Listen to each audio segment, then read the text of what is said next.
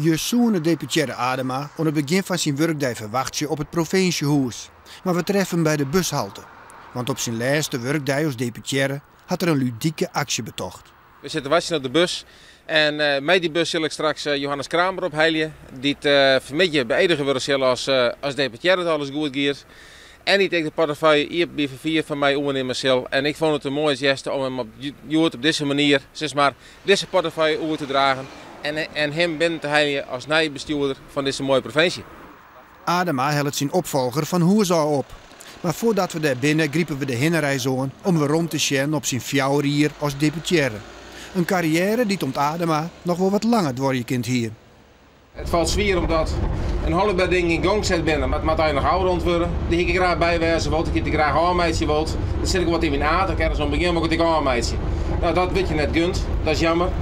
Aan de andere kant, ik ga wel in de coalitie dat de meeste dingen gewoon teruggaan. Dus dit college zet het beleid ik terug en daar ben ik wel dankbaar voor.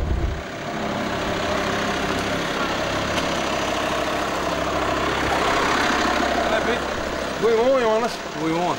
Fijn dat je nog welkom bij die op meneer Vervier. Dank u wel. Er zit er een mooie rit voor mij. Ik zei krijgen, maar ze trok niet naar iets nooit een bus op hier in Friesland. Een slechte start voor jou Johannes. De nieuwe deputeerde kan de bijzondere actie van zijn voorganger wel waarderen. Ik vind het geweldig. Ik vind dat Piet Adema een heel leuk idee heeft. En ik ken het oorzitten dat het mij op het heel goed bevalt.